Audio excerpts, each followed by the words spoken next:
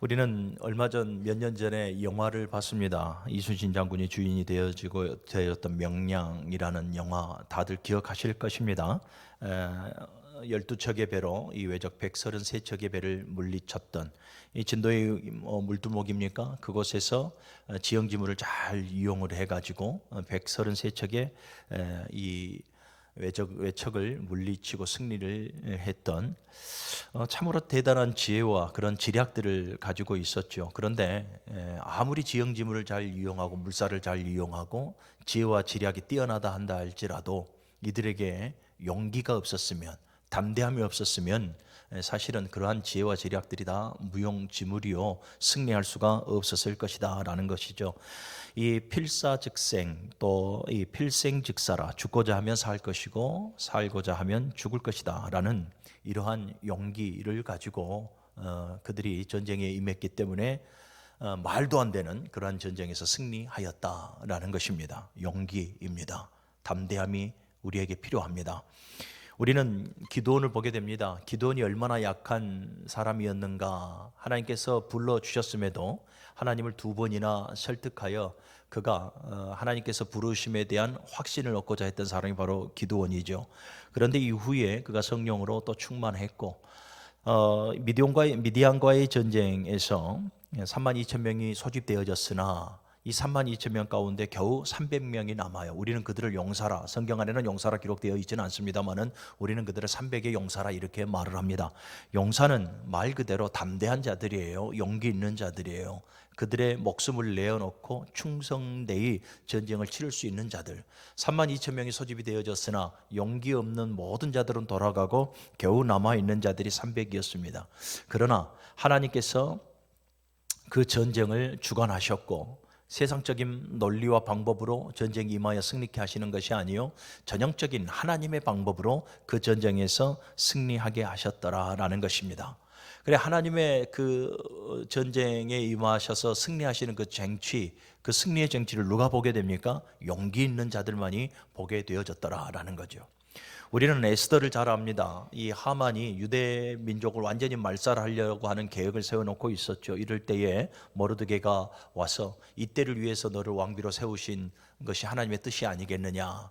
여기에 에스더 왕후가 어떻게 합니까? 그러면 모두들 금식하라. 내가 왕 앞에 나가겠다. 그러면서 하는 결단이 죽으면 죽으리라 라는 결단과 용기로 왕 앞에 나아가게 되어지고 결국은 그 하만, 유대 민족을 말살시켜 버리려고 했던 그 하만이 도리어 장대에 매달려 죽게 되어지고 이스라엘은 구원을 얻게 되어집니다. 이것은 곧 이 에스더뿐만이 아니라 모르드게나 유대 민족들이 죽으면 죽으리라 하는 용기와 담대함이 있었기에 가능한 일이었다라는 것을 우리는 성경을 통해서 알게 되어지는 거죠. 예수님을 따르는 신앙인들에게는 이 동전의 양면처럼 늘 공존하는 것들이 있습니다. 현실과 내세의 삶입니다.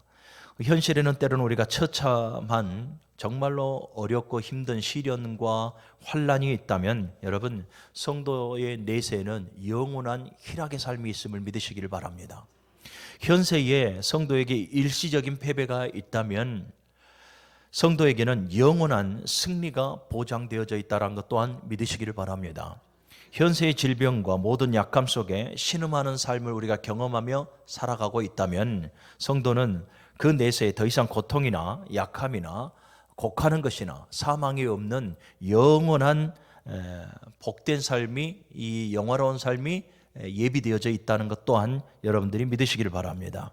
그러므로 우리 그리스도인들은, 우리 신앙인들은 현재라는 그 단면만 보면서 좌절하고 실망하고 그렇게 나아갈 것이 아니라 내세를 바라보면서 우리가 용기 백배, 담대함으로 말미암아서 우리 앞에 직면해 있는 모든 환난을 극복해 나아가는 성도가 되어져야 할 줄로 믿습니다.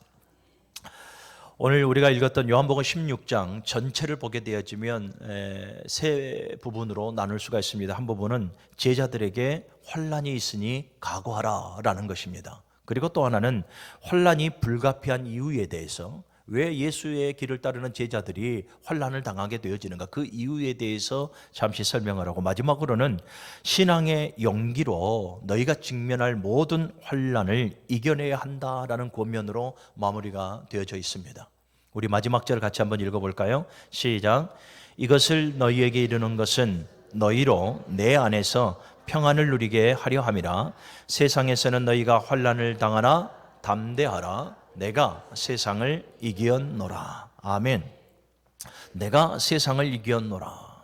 예수님께서 이미 세상을 이겨놓았기 때문에 성도는 여러분 믿음과 용기를 가지고 동참하면 우리도 이기는 자의 삶을 살아갈 수가 있는 거예요.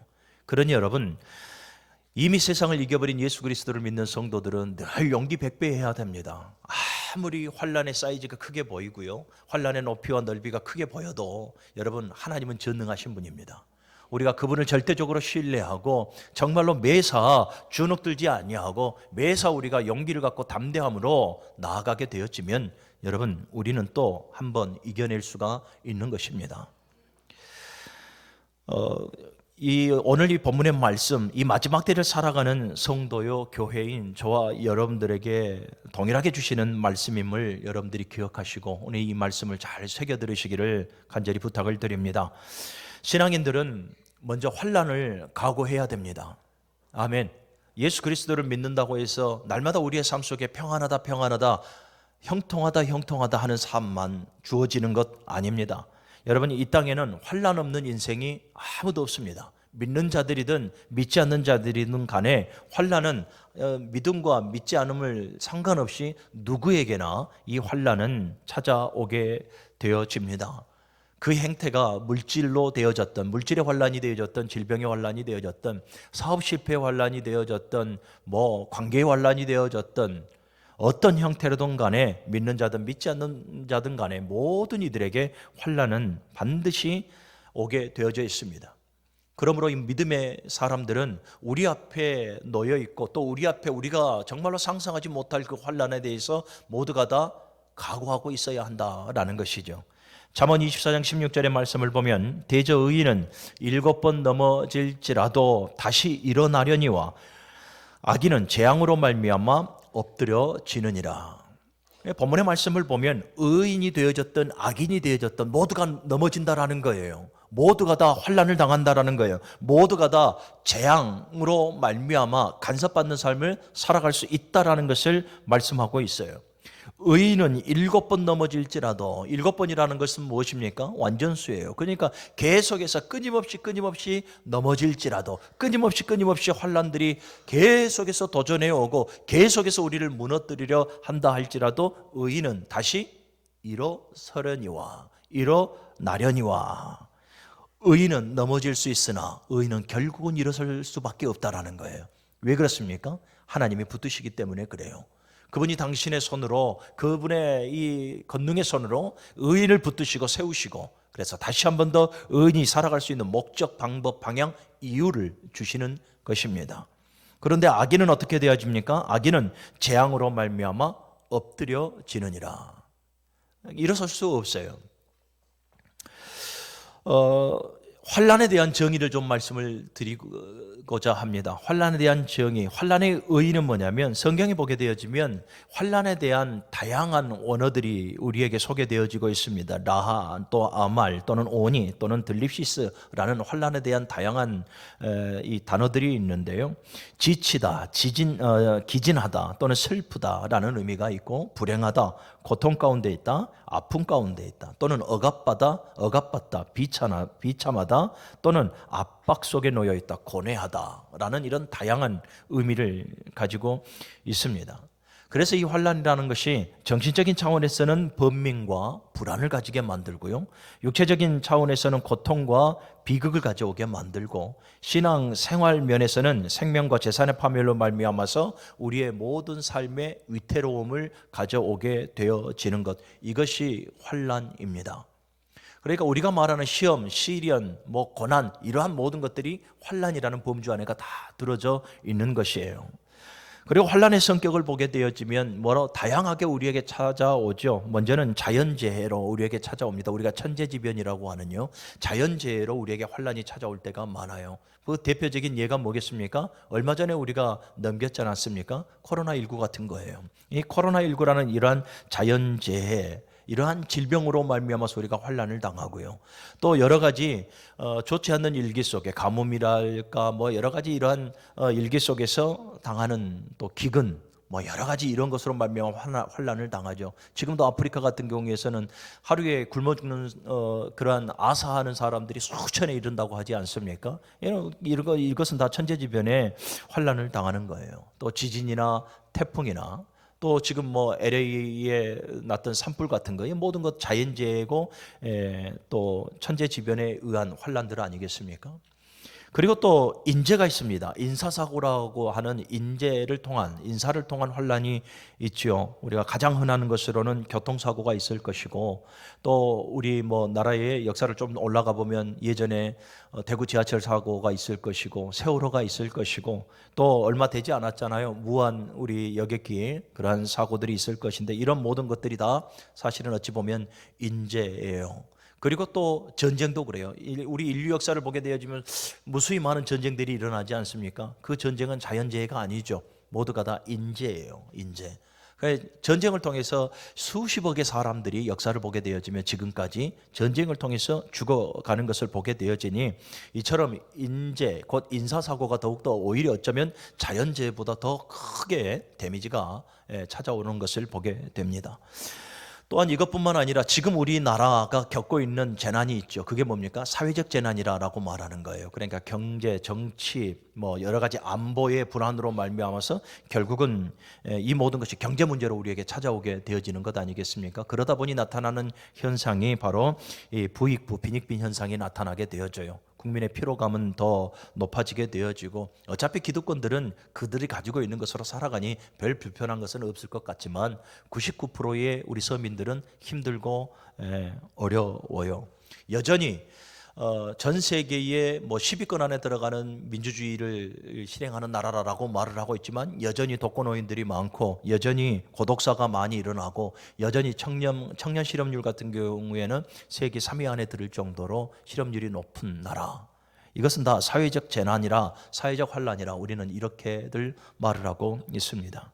자, 그런데 자연적 재난이나 인사적 재난이나 그 다음에 이 사회적 재난 말고요, 신앙적으로도 환란이 우리에게 찾아와요. 세 가지로 정의를 해볼 수 있습니다. 하나는 뭐냐면 죄 때문에 우리에게 환란이 찾아와요. 로마서 3장 23절의 말씀을 보게 되어지면, 모든 사람이 하나님의 영광에 이를 수 없으며 모든 사람이 죄를 범하였으므로 하나님의 영광에 이를 수 없다 그랬어요. 그리고 로마서 6장 23절의 말씀을 보면 죄의 싹은 사망이라. 그러니까 죄로 말미암아서 환란을 당하는 사람이 분명하게 있다라는 거예요. 베드로전서 3장 17절에 증거합니다. 악을 행함으로 고난을 받는다라고 말씀을 해요. 여러분들 지금 어떠한 삶을 살아가고 있습니까? 여러분들 물론 주님의 이름으로 축복하기는 우리 무능교회교회 모든 성도들이 평안한 삶을 살아가고, 여러분들 믿음 안에서 맘만 먹어도 모든 것이 형통하고 이루어지는 복이 있기를 주님의 이름으로 축원합니다. 그런데 꼭 우리가 그런 삶만을 살아갈 수는 없잖아요. 여러 가지 환란이 오잖아요. 감당하지 못할 환란들이 분명하게 많이들 있을 것입니다. 그러면 생각해 봐야 되는 거예요. 가장 먼저 무엇을 생각해 봐야 됩니까? 하나님과의 나와의 관계가 소원해져 있지는 않은가? 누구든지 나를 따르려거든 자기를 부인하고 자기의 십자가를 지고 따르라 그랬어요. 자기를 부인한 건 뭡니까? 자기의 자아가 완전히 파쇄되어져야 돼요. 히브리인의 격언 중에 하나님께서는 완전히 부서진 것들을 사용하신다라는 격언이 있어요. 뭡니까? 자아의 파쇄가 이루어져야 돼요. 그런데 여전히 하나님 앞에서 내가 살아있고, 여전히 하나님 앞에서 내가 교만하여 살아가고 있지는 않습니까? 누구든지 나를 따르려면 자기를 부인하고 자기의 십자가를 지라. 십자가는 사명이에요. 우리에게 부여된 사명이 있는데 하나님 앞에 그 사명의 끈을 놔버리고 있지는 않습니까? 죄예요. 우리가 하나님 앞에 죄를 범함으로 정말 감당하지 못할 시련과 환란의 직면에 있지는 않습니까? 자기 자신을 돌아봐야 한다라는 거예요. 그래서 여러분, 다윗의 영성을 회복할 수 있는 은혜가 있기를 바랍니다. 예, 다윗도 우리와 똑같은 연약한 성정을 가지고 있었기 때문에 우리보다 사실은 더 끔찍한 죄를 범했지 않습니까? 살인과 살인교사와 간음과 이러한 죄를 졌지만 여러분, 다윗이 우리보다 나음은 무엇입니까? 항시 모든 원인을 너와 나 관계 속에서 찾지 않아요. 모든 어려움과 모든 환난의 그 원인을 하나님과 나 사이에서 찾아요. 그러면서 늘 하나님 앞에 구하는 것이 뭡니까? 주의 성신을 내게서 거두지 마옵소서. 하나님의 얼굴을 내게서 가리우지 마옵소서. 하나님과의 관계가 소원해지는 것을 늘 큰 두려움으로 생각했던 사람이 바로 다윗인 거죠. 그러니 여러분, 어떠한 상황 가운데 놓여 있더라도 우리가 가장 먼저 생각해야 될 것은 너, 저, 그 무엇이 아니에요. 하나님과 나와의 관계에서 내가 하나님 앞에 죄범한 것은 없는가? 악을 행함으로 고난을 받는다. 베드로전서 3장 17절의 말씀을 기억하시고, 혹여나 하나님 앞에 죄에 대해서 사함을 받지 못한 것이 있습니까? 원죄는 예수 그리스도로 말미암아 이를 믿는 우리 모두에게 단번에 이루어졌습니다만은 날마다 우리가 잡아먹혀지는 죄 있잖아요. 성령의 열매를 맺지 못하고 계속 시기하고 미워하고 질투하고 비판하고 정죄하고 이러한 모든 어둠의 열매들, 이거 맺으며 우리 살아가고 있지는 않는가? 우리는 깊이 스스로의 삶을 복귀해보고 또 스스로의 신앙을 깊이 묵상을 해봐야 하는 것입니다. 그래서 여러분들, 죄를 멀리하시기를 주님의 이름으로 간곡하게 부탁을 드립니다. 그 다음에 또 신앙적으로 봤을 때 환난이 찾아오는 것은 사단입니다. 사단으로부터 오는 환난이 있습니다. 템프테이션이죠. 사단이 우리를 계속해서 하나님과의 관계에서 멀어지게 만들고 우리를 무너뜨리게 만들고 참된 신앙인으로서의 삶을 살아가지 못하도록 우리를 끊임없이 유혹해서 무너뜨리려고 합니다. 대표적인 사람이 누굽니까? 욥이죠. 하나님께서 사단에게 욥의 생명을 해하지 말고 내가 그토록 자랑하는 그 욥을 네가 네 마음대로 한번 환난을 줘봐라 라고 말했을 때 사단이 하나님께로부터 허락을 받고 욥에게 환난을 주잖아요. 어마어마한 환난이에요. 여기에 있는 우리 모두가 다 욥이 당한 환난, 우리가 그 환난을 당한다면 여기서 살아남을 사람은 과연 얼마나 있을까 생각해 보게 되는 거죠. 하루아침에 재산을 다 잃어버립니다. 하루아침에 종들이 다 죽어버렸고요. 하루아침에 생명과 같은 10자녀가 죽임을 당해버렸습니다. 예, 여러분, 욥은 하나님을 경외하는 자죠. 10자녀가 생일을 맞이했을 때에 얼마나 행복하게 생일잔치를 벌였습니까? 그러나 그 다음날 욥은 두루뭉실하게 자녀들을 위해서 하나님 앞에 제사 지는 것이 아니라 자녀 한 사람 한 사람 명수대로 하나님 앞에 번제하였다라고 말씀을 해요. 이는 무엇을 말합니까? 그만큼 하나님을 두려워하고 그만큼 하나님을 경외하였기에 혹여 잔치 가운데 혹여 무지 중에 내 자녀와 내가 하나님 앞에 죄범하지 아니하였을까? 이런 경각심 아래에서 하나님 앞에 자녀들의 명수대로 번제를 드렸던 것이 바로 욥이었습니다. 그런데 그 사랑하는 자녀들이 하루아침에 죽죠. 더 나아가서 자신의 평생에 반려자였던 아내는 하나님을 욕하고 죽으라라고 아주 저주를 퍼붓죠. 위로한다시고 찾아왔던 그 친구들을 보십시오. 오히려 욥을 비판하고 정죄합니다. 더 나아가서 그의 몸이 만신창이가 되어져 버렸잖아요. 악창이 들어서 이제는 정말로 기아장으로 그 피부가 찢겨나갈 정도로 뜨뜻뜨 긁지 않으면 안 될 상황 가운데, 그래서 그의 생일을 저주하고 얼마나 고통스러웠던지 푸념하는 그 욥을 우리는 발견하게 되어집니다. 누구로부터 이 환난이 진행이 되어졌습니까? 사단으로부터 오는 거예요. 자, 그리고 마지막으로 또 하나의 환난이 옵니다. 누구에게로부터 오겠습니까? 하나님이에요. 하나님께로부터 또 우리에게 환난이 주어집니다. 그래서 야고보서 1장 2절 이하의 말씀을 보면 여러 가지 시험을 만나거든 온전히 기쁘게 여기라 하나님께서 너희를 온전하게 만들려 함이라 라고 말씀을 하고 있어요.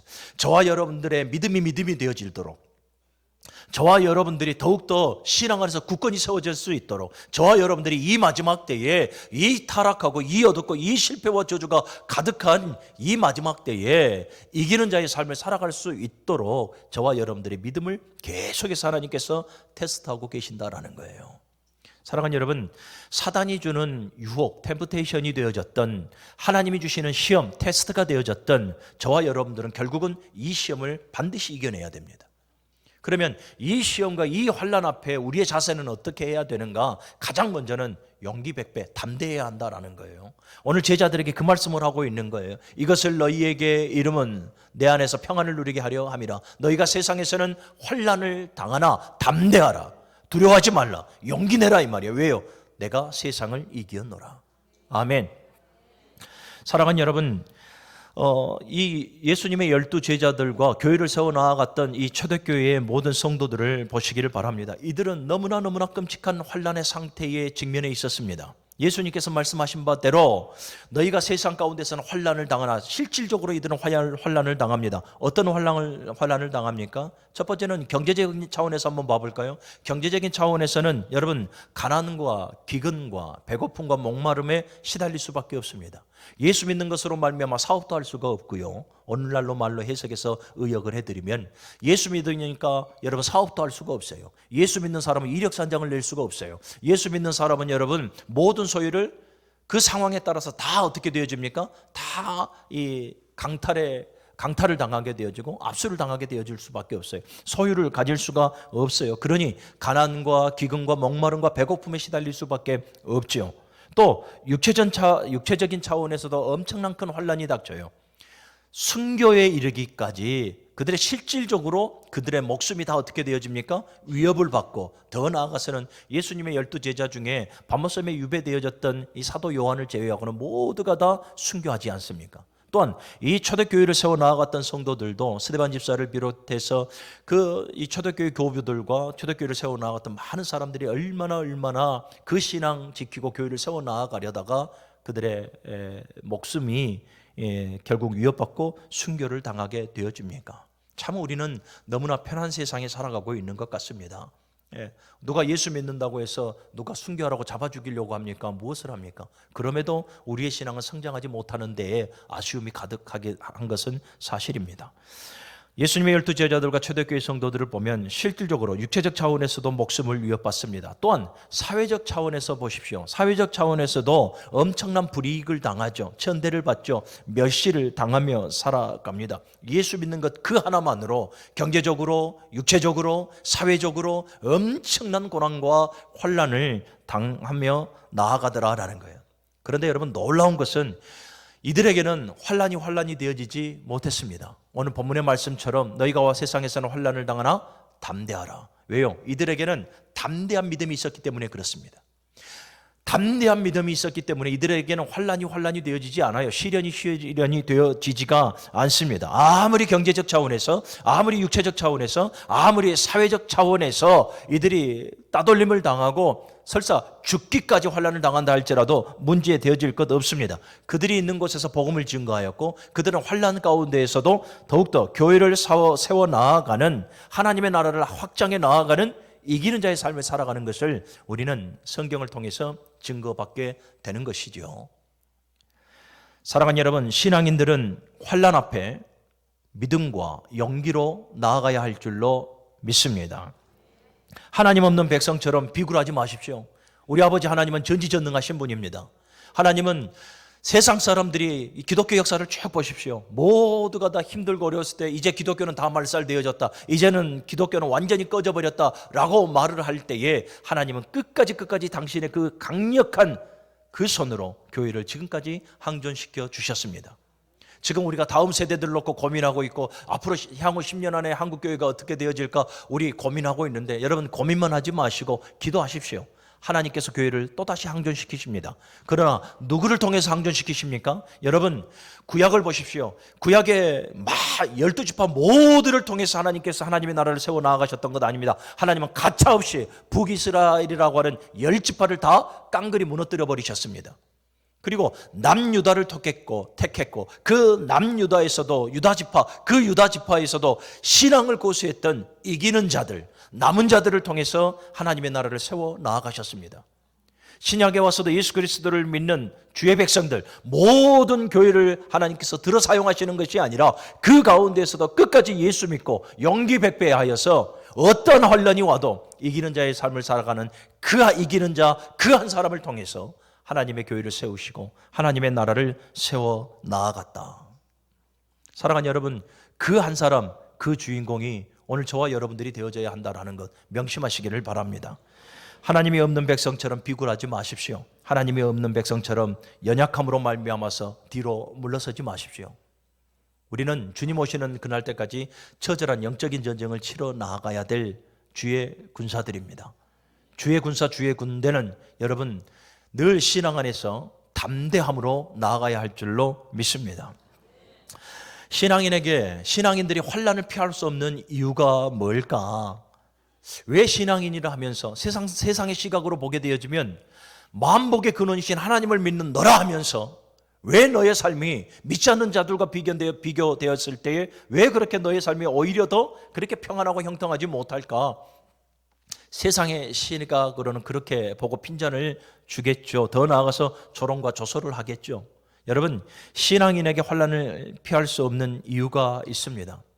세 가지로 정리하면 하나는 뭐냐면 세상의 구조가 그렇기 때문에 그렇습니다.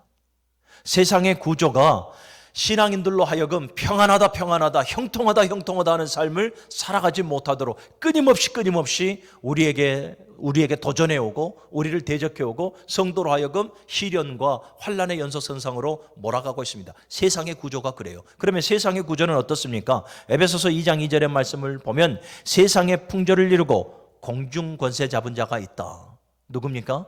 바로 마귀예요. 사단이에요. 세상의 주관자는 사단이에요.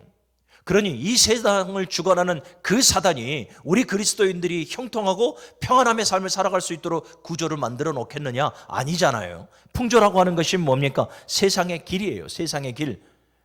그러면 세상의 길에 나오는 그 풍조 안에 들어있는 여러 가지 다양한 것들이 뭡니까? 세상의 가치관이고 세상의 문화고 세상에 동조하며 살아가는 삶이에요. 하나님이 계산되어져 있지 아니하고 하나님의 은혜가 계산이 되어져 있지 아니하고 하나님이 없다 말하며 살아가는 모든 사람들을 말하는 거예요. 그래서 에베소서에서 우리 기독교인들을 향해서 말하는 것이 바로 세상의 풍조를 따르지 말라라고 우리에게 강권하고 있는 거예요. 세상의 풍조를 따른다는 것은 결국은 공중권세 잡은 자, 사단에 종속되어져서 사단에 이끌림 받아 살아간다는 거예요. 사랑하는 여러분, 사단은 공중권세 잡은 자로서 하나님과 우리 사이에서 이간질을 합니다. 계속해서 하나님과 우리가 하나 되지 못하도록 우리 사이에서 이간질을 하고 불신의 영을 넣고 계속해서 우리와 하나님의 관계를 멀어지게 만들어요. 하나님의 뜻을 위하여 하나님의 나라를 위해 살아가지 못하도록 계속해서 끊임없이 조장하고 있고 주님의 몸된 교회, 성령이 하나 되게 하신 교회를 힘써 지키지 못하도록 끊임없이 분열의 영을, 끊임없이 분쟁의 영을 넣어서 교회를 분열로 이끌어가고 말더라라는 거예요. 사랑하는 여러분, 세상의 구조가 그래요. 자, 그렇다면 세상의 구조가 이러니 나도 이렇게 살아간다. 우리 이렇게 합리화시키고 핑계하면 안 되죠. 여러분, 세상의 구조 분명하게 동조하지 말라, 따르지 말라라고 말하고 있어요. 그러니 저와 여러분들 우리는 분명하게 구분선을 지어놔야 합니다. 세상의 한 걸음, 교회의 한 걸음, 불신의 한 걸음, 신앙의 한 걸음이 아니라 정말로 그리스도인으로서 거룩하고 성결한 삶을 살아가는 우리 모두가 되어져야 할 줄로 믿습니다. 또 하나, 이 신앙인들이 환난을 피할 수 없는 이 환난이 불가피한 이유는 뭐냐면 바로 저와 여러분 모두가 다 예수님의 제자가 되었기 때문에 그렇습니다. 오늘 본문에도 예수님의 제자들을 향해서 너희가 세상에서는 환난을 당하나 그러나 담대하라. 내가 세상을 이겼노라. 지금 믿지 않는 많은 무리들에게 말하는 말씀이 아니에요. 유대인들과 바리새인들과 서기관들과 이들에게 지금 말하는 말씀이 아니라 예수 그리스도의 가르침을 받고 그 제자의 길을 걸어가는 예수님의 제자들에게 하는 말씀이요, 오늘 저와 여러분들에게 하시는 말씀이다라는 것 기억하시기를 바랍니다. 여러분, 예수님은 이 땅 가운데에서 가장 많은 미움을 받으셨고요, 가장 많은 환난을 당하셨습니다. 조롱과 조소를 넘어서 십자가 위에서 그 미움의 대상이 되어지고 정죄의 대상이 되어져서 물과 피를 다 흘리심으로 말미암아 십자가 위에서 죽기까지 버림을 당하셨습니다. 왜 그랬습니까? 그 이유는 다 하나예요. 예수님은 진리를 사수하기 위해서 모든 불법과 모든 죄악에 동조하지 않으셨기 때문에 그렇습니다. 두루뭉실하게 이 정도 선이면 주님은 그렇게 하지 않으셨습니다. 모든 불법과 모든 악행과 멀리하셨고 진리를 사수하셨고 그 진리를 위해서 십자가 위에서 죽으셨습니다. 그러니 세상의 모든 악법과 모든 불의를 가지고 있던 사람들이 당연히 예수 그리스도를 미워할 수밖에 없었던 것입니다. 그리고 더 나아가서 이제는 예수 편에 서 있는 예수님의 제자들, 예수 편에 서 있는 주님의 몸된 교회요, 성도인 저와 여러분들을 미워하게 되어지는 거죠. 그러므로 말미암아서 계속해서 저와 여러분들의 신앙의 삶 가운데 여러 가지 시험거리들을 주고요, 여러 가지 환난을 계속해서 가중시켜 우리로 하여금 어려움을 겪게 하는 것입니다. 그리고 세 번째로는 세상을 포기하지 아니하고 저와 여러분들은 신령한 하나님의 나라를 선택했기 때문에 세상으로부터 우리는 미움을 받게 되어지는 거예요. 사도행전 14장 22절의 말씀을 보면 우리가 하나님의 나라에 들어가려면 많은 환난을 겪어야 할 것이다 라고 말씀을 해요. 그래서 여러분, 성도에게 있어 환난은 과정이고 관문이에요. 피할 수 없어요. 여기서 우리 지금 200여 명 정도 하나님 앞에 지금 예배하고 있는데 여기서 환난을 피할 수 있는 사람이 누가 있어요? 환난을 또 이겨낼 수 있는 사람이 여기서 누가 있어요?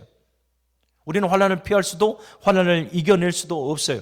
어차피 치러야 될 과정이고 어차피 치러내야 될 훈련이에요. 관문이고요. 그렇다면 우리는 이런 상황 가운데, 이런 환난 가운데 어떻게 해야 됩니까? 담대함을 가져야 되는 거예요. 세상에서는 너희가 환난을 당하면 뭐하라? 담대하라라고 했잖아요. 그러면 이 담대함이 그냥 오기요 객기를 말하는 것이 아니지 않습니까? 믿음의 담대함을 말하는 거예요. 믿음의 담대함. 그 믿음의 담대함을 가지고 저와 여러분들의 직면에 있는 여러분 모든 환난 앞에 우리가 맞서 나아가게 되어지면 주의 능하신 일하심을 보게 되어진다니까요. 그래서 일하심의 결국은 이기는 그 모습, 이기는 자의 삶을 우리는 바라볼 수가 있는 거예요. 본회포라는 이 독일 루터교 목사님은 이런 말을 합니다. 환난은 그리스도인들의 불가피한 필수 조건이라. 환난은 그리스도인들의 불가피한 필수 조건이라는 것. 사랑하는 여러분, 동의하시기를 바랍니다. 환난이 언제든 우리 삶에 엄습해 올 수 있고 그 환난은 내가 감당하기에 도무지 힘든 환난이라. 그러나 그 환난 앞에 나는 더욱더 용기 백배하여 믿음 안에서 승리할 것이다라는 이러한 결단과 각오가 우리에게 주어져야 할 줄로 믿습니다. 사랑하는 여러분, 그 한 사람의 신앙의 수준을 보려면 여러분 어떻게 해야 됩니까? 그 한 사람의 신앙의 수준을 보려면 그 한 사람의 신앙의 고백만을 가지고 그 수준을 우리가 볼 수 있습니까? 가늠해 볼 수 있습니까? 그 한 사람의 열심만 가지고 그 한 사람의 신앙의 수준을 우리가 가늠해 볼 수 있습니까? 천만에요. 그러지 않아요. 여러분, 우리가 고백하는 신앙의 고백, 우리의 입술에서 말하는 우리의 믿음의 고백, 환난 앞에 섰을 때의 우리의 믿음의 고백, 여러분 이거는 얼마든지 꾸며낼 수가 있어요. 얼마든지 꾸며내고 얼마든지 포장해 나아갈 수가 있어요. 아닌 것처럼.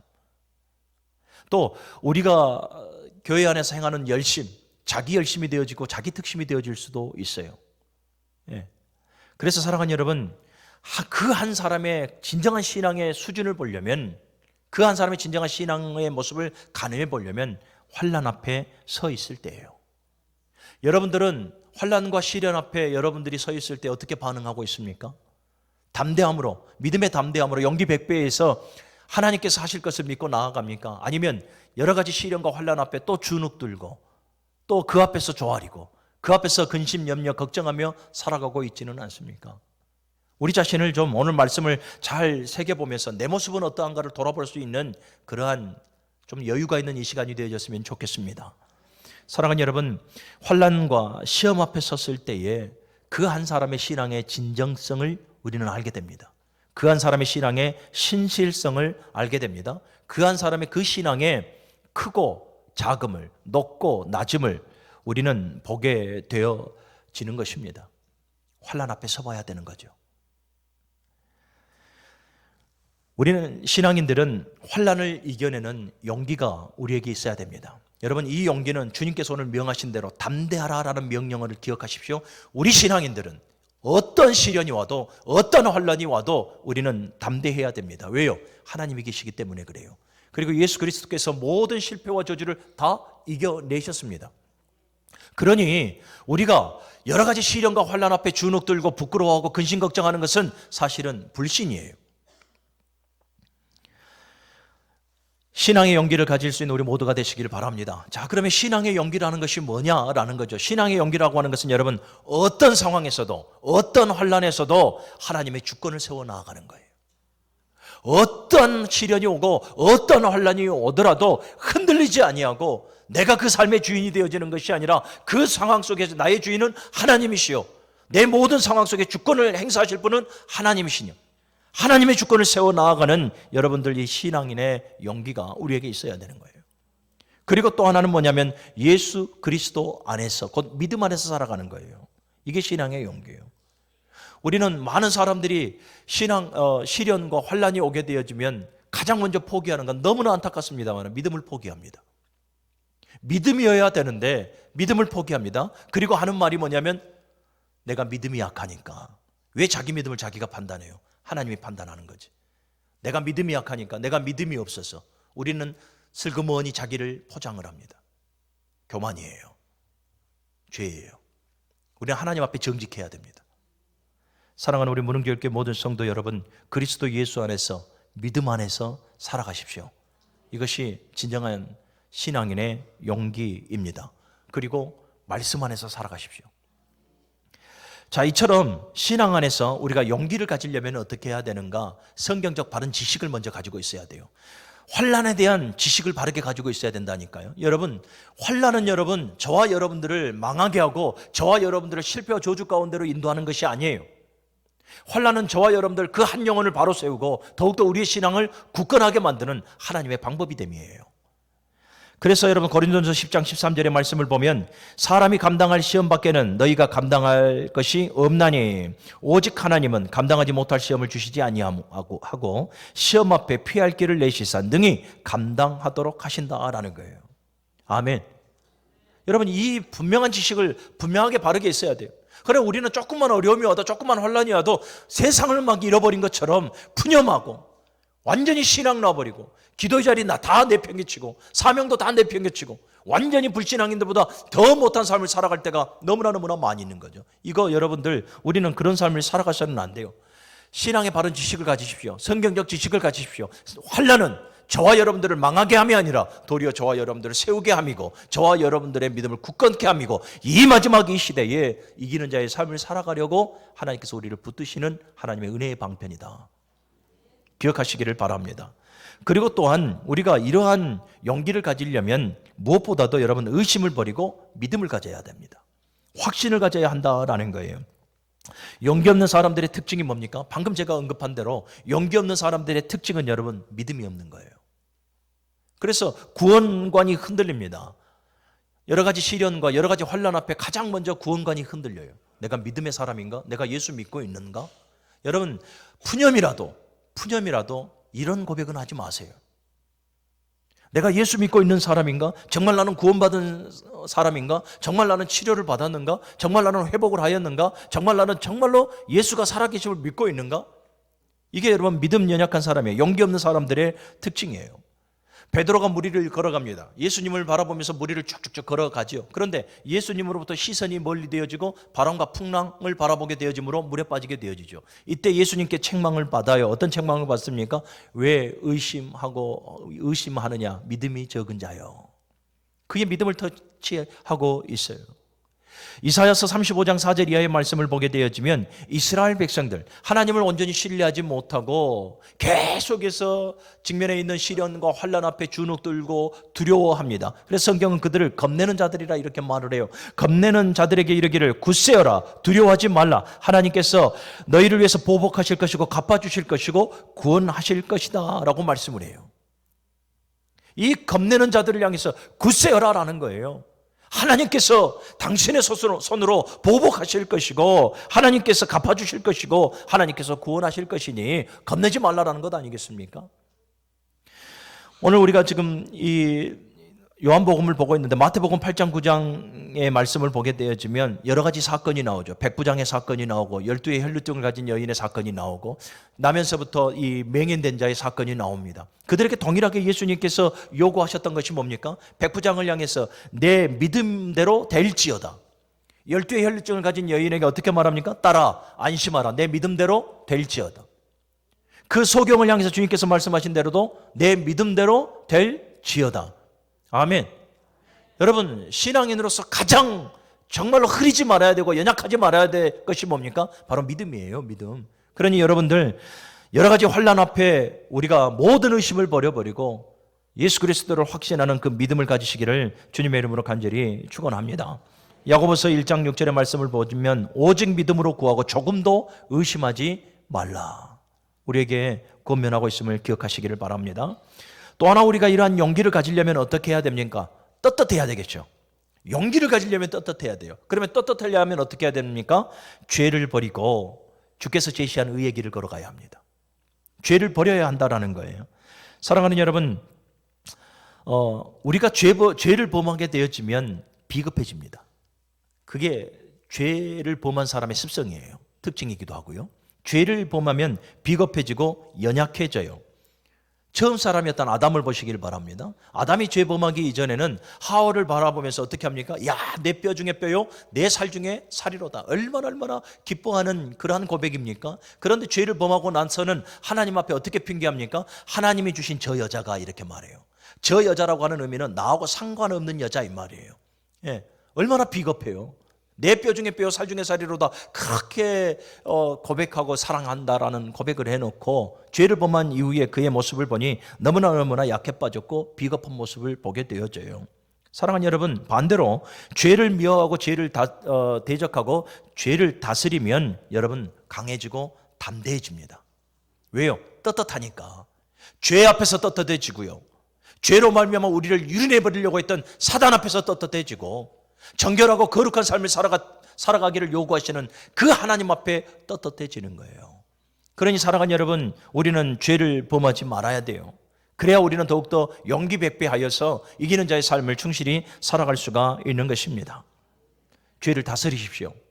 죄가 나를 다스리도록 내어주지 마시고 죄를 다스릴 수 있는 지혜와 영성과 믿음이 있기를 주님의 이름으로 간절히 축원합니다.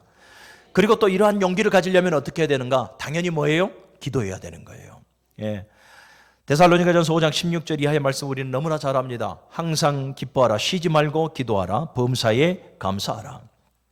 신앙의 긍정적인 태도를 가지라 이 말 아니겠습니까? 이 신앙의 긍정적인 태도를 가질 때에 우리는 용기 백배하여 이기는 자의 삶을 살아갈 수가 있는 것이죠.